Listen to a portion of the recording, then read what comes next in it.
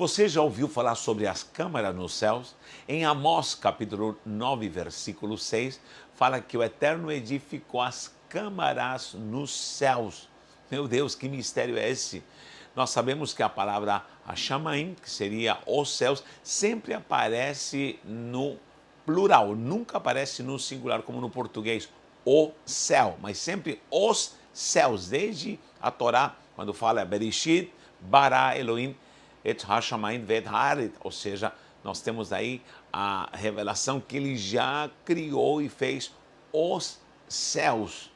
Meu irmão, nós precisamos ver que mistério é com essa palavra câmara, o que foi traduzida como câmara. Sabemos que câmara é um lugar, um recinto onde as pessoas se reúnem com um propósito, ou um lugar específico dentro de uma casa, enfim, um lugar, um recinto específico.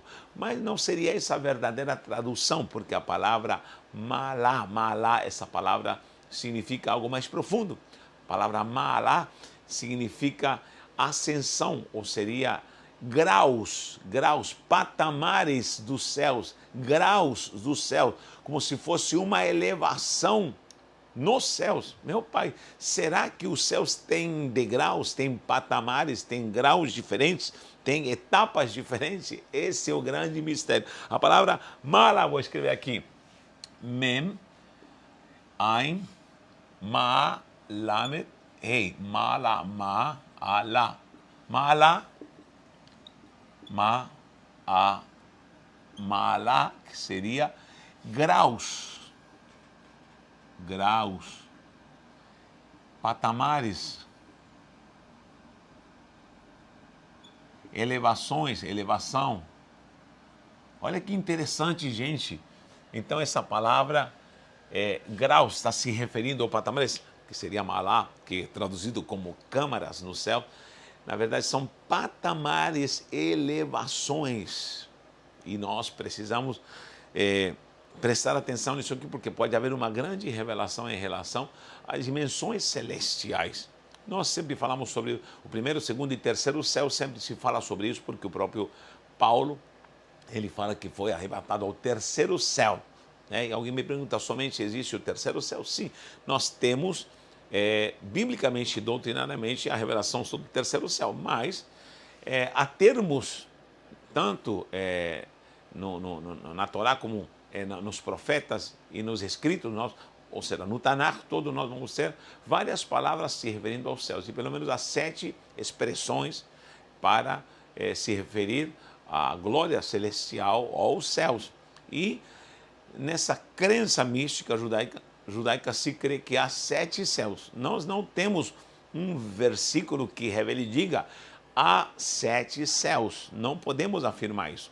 Porém, se acredita, há muita influência também pagã nisso aí, há muita influência, às vezes de outros povos, porque o judaísmo ele se impregnou e foi se incorporando muita crença de povos que realmente eram conhecidos como povos ímpios. Por exemplo, hoje em dia há muitos judeus que acreditam na reencarnação. Uma boa ala do judaísmo crê na reencarnação. Temos influência egípcia, temos influência babilônica, temos influência assíria.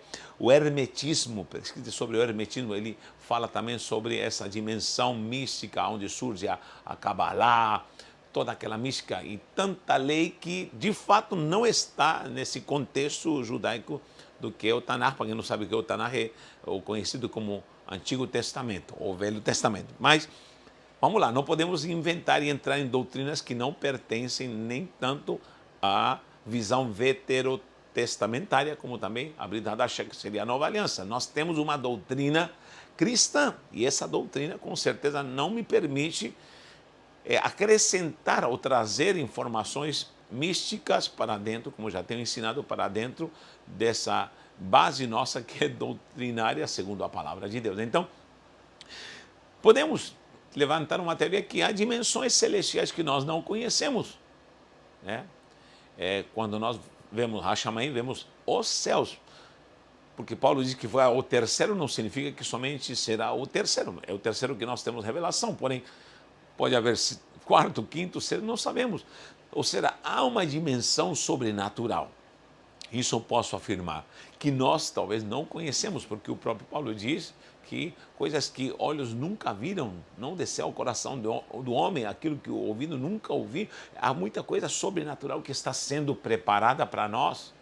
E essas dimensões, esses graus, essas traduzidas como câmaras no céu, na verdade nos dão uma ideia de ascensões, de crescimento, de dimensões, de graus, até pessoas, eu posso me atrever a dizer, que chegarão nessa dimensão de glória, não estarão numa igualdade, embora todos terão a elevação espiritual para estar num corpo de glória, numa vida em glória, haverá diferenças, é lógico, por isso existe um tribunal de Cristo, por isso existirá entrega de galardões, por isso cada um receberá segundo sua obra, como igreja aqui na terra, isso é um fato, né? A obra de cada um passará pelo fogo e cada um será aprovado. Paulo fala isso para os coríntios claramente. Então, e podemos ver que há graus, como também os próprios discípulos sempre se preocuparam, veja isso,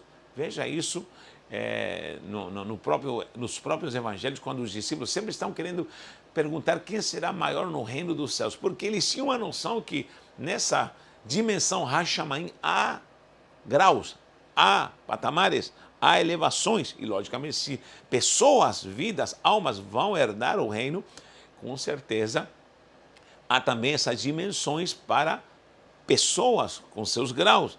E você pode ver aí quantas vezes perguntaram para Jesus, há algumas passagens que eu anotei aqui, Mateus 5,19, Mateus 11,11, Mateus 18,1, e sempre perguntaram. E Jesus também falou sobre essa questão, quem será maior e quem será menor. Certa feita, estavam aí discutindo e Jesus pegou uma criança e falou assim, quem for com uma criança, como essa criança, com certeza será uma pessoa humilde que vai servir, que estará em inocência, em pureza, esse será maior no reino dos céus. Entendemos também que, quando fala da dimensão do reino dos céus, é o que ele trouxe, porque o próprio Cristo trouxe a dimensão do reino dos céus. É isso que o reino dos céus chegou até vós. Ele trouxe a dimensão do reino dos céus. E esse reino dos céus já começou a se propagar aqui na terra com o ministério de Cristo, e a própria igreja deu sequência, e damos sequência a isso. Então, o reino do céu já está em nós. Agora, um dia estaremos na glória eterna, nessa dimensão, num corpo glorificado, e lógico, aí vamos ter que ter essa clareza que haverá graus diferentes no céu. Por quê? Porque Deus é justo. E os céus revelam a justiça de Deus. Se Deus é justo, por exemplo, uma pessoa que se dedicou a vida inteira a ministrar, a pregar, a trabalhar em prol do reino, em prol da obra do evangelho do reino, ganhou vidas, trabalhou, se esforçou e com certeza morreu com muitas virtudes e glórias em prol do reino de Deus. Isso não é uma questão de salvação, mas é uma questão de galardões, e há galardões, nós temos galardões, coroas, isso é claro na doutrina, e essa pessoa parte e foi para a glória. Não é igual uma pessoa que, por exemplo, como eu já vi pessoas recebendo a glória da salvação no leito de morte. Eu conheço gente que minutos antes de partir para a eternidade recebeu a Cristo, e muitos deles nem sequer foram batizados nas águas, como o próprio ladrão na cruz. Ele se arrependeu. Agora, essa pessoa com certeza foi salva. É o que a doutrina me ensina. Agora, vamos comparar os dois. Alguém que se dedicou a vida inteira, que receberá galardão, que receberá recompensa, e com certeza não pode ser igual uma pessoa que simplesmente na última hora recebeu e foi salvo e foi para a glória. Vocês me compreendem? Então os céus revelam justiça, né? E essa justiça se manifesta nos céus, e há muitos versículos falando sobre essa justiça de glória nos céus. Então nós podemos ver essa dimensão de graus, ou essa palavra malá, elevações, né? Posso falar que há muita coisa que nós não compreendemos dessa dimensão celestial, tá? Alguém que me diz, Natanael, peraí, nós falamos da Nova Jerusalém, como que a Nova Jerusalém vai descer? Sim, um dia vai descer com certeza, mas não confunda a cidade santa, Nova Jerusalém, que tem uma dimensão, né? E logicamente há muita coisa simbólica na descrição da Nova Jerusalém, com a dimensão dos céus. Os céus é além do que é a Nova Jerusalém, a qual é a nossa mãe, diz Paulo claramente em Gálatas. Temos uma mãe no céu, eu gravei um vídeo sobre temos uma mãe no céu, muita gente falou o quê? A nossa mãe é a Nova Jerusalém. Paulo fala isso em Gálatas, leia, pesquisa. Então, não confundamos as coisas, não confundamos, porque há muita coisa simbólica, alegórica, e nós, para entendermos isso, às vezes entramos em parafuso. Outra coisa que eu sempre ensino é que não é que Deus está nos céus, embora isso é uma figura de linguagem, mas os céus estão em Deus, porque não há nada maior do que o próprio Deus, né? E nessa dimensão de patamares, de elevações, de graus, nós entendemos que há dimensões mais profundas, muito mais profunda. Por isso Jesus falou sobre quem será maior e quem será menor ainda no reino dos céus. Meu Deus. Há versículos que falam sobre essa pluralidade de ações sobrenaturais dos céus, em plural. Salmo 148, 4, olha só, Salmo 148, 4, há um verso muito interessante que fala assim: louvai-o, céus dos céus. Como assim? Céus do céu vão louvá-lo. E as águas que estão acima dos céus.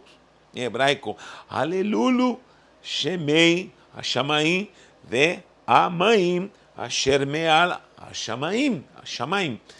Olha só, nós temos aqui uma apresentação do louvor que está acima dos céus e das águas que estão acima do céu. Que mistério é esse? Então, água, muita gente pensa que se refere à água que está ali prestes para descer como chuva, mas não é não. Maim significa conexão, maim, água significa conexão. A letra mem que sempre aparece na dimensão é que essa letra aqui aparece também em Hashamayim. Você vai ver que significa conexão. Então, essas águas sempre estão traduzindo conexão celestial. É por isso que do trono de Deus flui um rio de águas e saía água do trono. Como assim água? Uma torneira lá, ou um cano furado que está saindo água? Não, isso é conexão espiritual. Gente, isso é muito profundo. Por isso que o próprio Cristo falou assim: quem crê em mim, como diz a Escritura, do seu interior fluirão rios de água viva que saltam para a conexão da vida eterna. Ou seja, uma pessoa que o recebe e crê, do seu interior agora flui a essência daquilo que está no trono. Por quê? Porque quando uma pessoa recebe a Cristo, meu Deus do céu, isso é glorioso, meu Pai, o trono de Deus vem para a sua vida. A essência do céu vem para a sua vida. O reino do céu vem até ele. Esse é o mistério da salvação. É quando a glória da soberania do Eterno vem até você e você passa a viver agora, ainda nessa carne, você começa a viver essa essência de degraus, de avanço. Isso nós precisamos entender. Então, essa essência que está acima dos céus vem até você. E vem e torna você o templo do Espírito Santo, e a glória do Eterno passa a vir em você, os céus estão em você. Isso é maravilhoso. Eu amo Paulo quando ele diz em Efésios 4,13, Efésios 4,13, e fala dessa ascensão. É por isso que ele traduz essa ascensão como um crescimento sobrenatural, uma ascensão em degraus, aí está, Malá, sendo apresentado. Paulo diz assim: até que cheguemos, Efésios 4,13, à unidade da fé e do pleno conhecimento do Filho de Deus. Eu estou estudando assim, bem profundamente essa parte na matéria que lançamos aí na Hotmart, que é crescimento espiritual. Muito interessante isso aqui. Pleno conhecimento do Filho de Deus, a perfeita varonilidade, logicamente linguagem figurativa, a medida, olha só, a medida de estatura da plenitude de Cristo. Medida da estatura da plenitude de Cristo. Medida da estatura. Qual é a estatura de Jesus? 1,80 m, 1,70 m? É isso que se refere? Não. Aí está usando uma figura de linguagem para referir-se a degraus, a graus, a patamares, a medida, porque o reino vem até nós, somos salvos, redimidos, agora regenerados em Cristo, somos filhos de Deus, enfim, e nós vamos alcançando patamares nos céus. Quando eu estou, presta atenção nisso, gente, quando eu estou aqui na terra, estou crescendo, Eu estou conquistando o céu porque o céu veio até mim e esse céu vai crescendo em mim. Esse céu, ou seja, um dia eu somente serei transferido eternamente para essa glória, mas esse céu já está em mim. Esse céu já está me fazendo crescer. Esse céu já está crescendo em mim. Eu estou galgando terrenos, entre aspas, terreno nessa dimensão de graus celestiais. E muita gente pensa que ser crente é só ir para a igreja, levantar as mãos, dar um glória a Deus e no domingo bater cartão. Não, é muito mais do que isso. É muito mais do que isso. Não é estar encaixotado numa sistêmica humana, mas ser um filho de Deus, ser alguém que recebeu a glória do céu. E conforme eu atuo, conforme essa palavra está em mim, conforme essa graça está em mim, conforme a virtude do Espírito Santo está em mim, enquanto eu mortifico a minha carne, enquanto eu estou em santificação e eu vivo essa dimensão, eu estou galgando, meu Deus, graus nos céus. Aleluia. Entenda isso, por favor. Então, eu chego à medida da estatura da plenitude de Cristo. O que é a plenitude de Cristo? É o que Cristo alcançou. Eu gosto de Efésios também. Paulo fala sobre isso, Efésios 4:10. Efésios também 4:10. O que ele diz? Porque essa é a plenitude da estatura de Cristo, é o que Cristo alcançou. Ele diz que ele subiu, presta atenção, ele subiu acima de todos os céus. Paulo, como bom judeu, ele fala isso. Cristo subiu acima de todos os céus para encher todas as coisas. Quando diz para encher todas as coisas, é para cumprir todo o propósito desses graus de dimensões celestiais. Se eu estou subindo esses graus espirituais, estou alcançando, Cristo já desceu à terra. Ele foi morto, venceu a morte, venceu o pecado, venceu a Satanás, e ele mesmo, leia lá Efésios 4, subiu, vencendo tudo, ressuscitou, e o próprio Pai lhe deu um nome que está acima de todo nome, louvado seja o nome do Eterno. Yeshua HaMashiach atravessa e vai acima de todos os céus, no alto mais elevado, o grau mais elevado na eternidade, e ele ali é reconhecido como Rei dos Reis e Senhor do Senhor, para que todo joelho se dobre, nem no céu, nem na terra, nem debaixo da terra, há outro nome como ele, para que todos o adorem. Aleluia! Então, essa glória desse trono está me sugando agora, está me chamando, me diz, Natanael, vem, está chamando você, e ela está dentro de você e está te elevando, Paulo está dizendo, até que você chegue à estatura, à plenitude daquilo que ele alcançou. Os céus estão em você, só que esses céus começou a operar em você e está te sugando, para que um dia nós sejamos eternamente com ele, meu Pai da glória. Isso é crescimento espiritual. E ali está o Kavod, Salmo 8:1. Olha o que diz, Kavod, glória, Salmo 8:1. Sabe o que está escrito lá? Diz assim, tu puseste tua glória acima, não no céu, mas acima do céu. A glória de Yeshua HaMashiach como rei está acima dos céus. E é onde você vai chegar, acima do céu. Salmo 8:1. Então nós precisamos compreender esses mistérios porque são coisa mais profunda. Isso nos eleva, isso nos dá, meu Deus, isso mexe com toda, eu sinto agora, em todas as minhas células, eu sinto a unção, estou sentindo o poder, a virtude, e isso me dá a alegria de fato de ser um filho de Deus regenerado. Não estou alegre porque eu pertenço a uma igrejinha ou porque eu estou ali congregando, não, é porque eu sou um representante dessa glória do céu. Receba isso, receba essa virtude e entenda o sentido de ser verdadeiramente um representante, um embaixador dessa glória. E esse céu está em você, está na sua casa.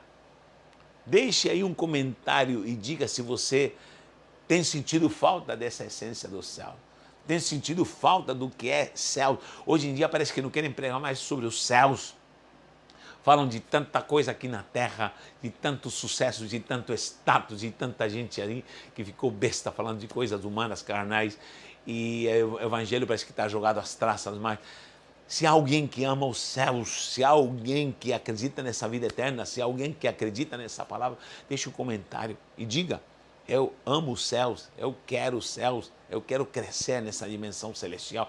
E você agora é um cidadão celestial. O próprio Cristo falou para Pilatos: o meu reino não é deste mundo.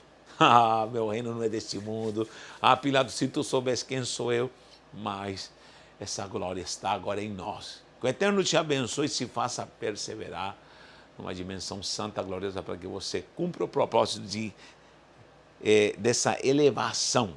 Malá, essa elevação santa, esses graus, esses patamares, as câmaras, como falaram aqui, câmaras, traduzido em português, câmaras do céu. Que o Eterno te abençoe, um abraço e um beijo no coração.